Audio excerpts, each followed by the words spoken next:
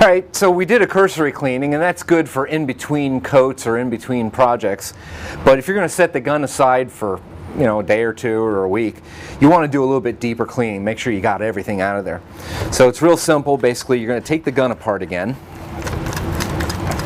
The air cap ring, the air cap come off. The air cap's one of the most important parts to keep clean because these little holes are what direct the air to create the air jacket. So one of the tools that comes in the cleaning kit are these little wire pokers. And these are a little bit flexible, and you need that flexibility because these holes are actually kind of turn a corner in there. So you want to poke through there and make sure that you're getting all the dried material out of those holes. Doesn't take long. Just drop that like that, poke in through the back, through the front. That's looking pretty good. And then I'm just going to drop that down into my bucket of water and let it soak. Now, you won't find any paint usually on the air diverter, so I'm not worried about that. But I am going to remove the nozzle, because again, that's a part that you definitely want to keep clean. And you can get some residue paint that's actually trapped inside the hole. Now you see what happened here. While I was doing that, that little washer came off. You want to make sure you don't lose that washer. That's an important part of the system. I always try and keep it right there with the nozzle. Now again, my pokers are a good thing to use here because you can go right through the front of the nozzle,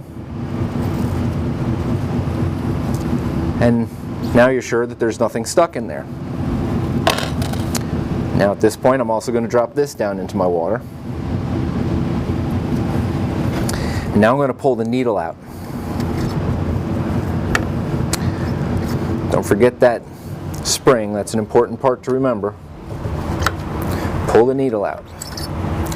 Now you can see that there's a little bit of paint on the front end of that needle.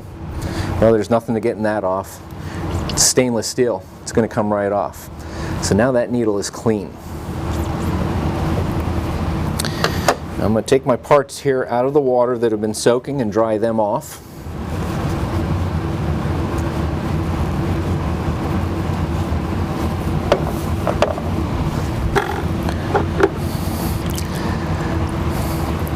Get my air cap.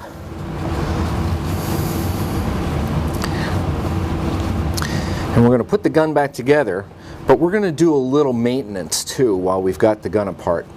Now I don't necessarily do this every time I clean, but I'll do it every second or third time I clean for sure. We provide a little bit of grease here in the spray cleaning kit. This grease is mineral oil based, which is really what you want to use. And there's just a tiny bit of grease in there. This grease is really for the threaded parts and the needle, and I'm going to show you what I mean. When these two parts come together, if there's moisture in here, this can oxidize and it can make it difficult to use the threaded area. Just put a little bit of grease on your finger and wipe it into that threaded area. Just a little bit. Doesn't take much. You really don't want to use too much because if it gets into your finish, that can cause problems too. Same thing on the back here.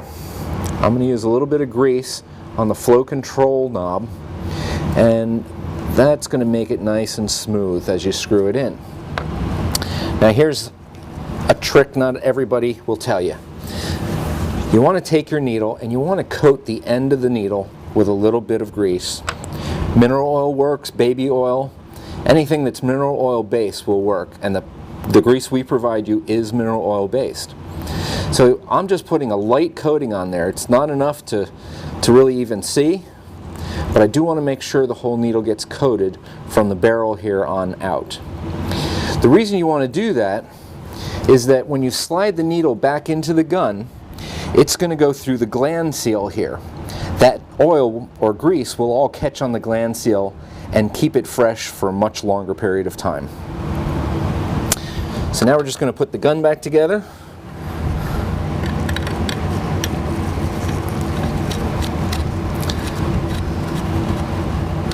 My nozzle, I'm going to tighten that down slightly. The diverter, air cap, and the air cap ring.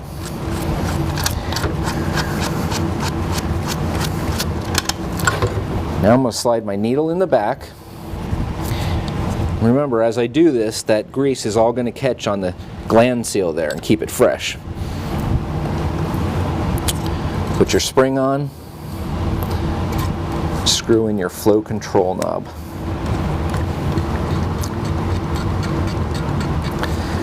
That's it. That's a deep cleaning. Now you're ready for your next project.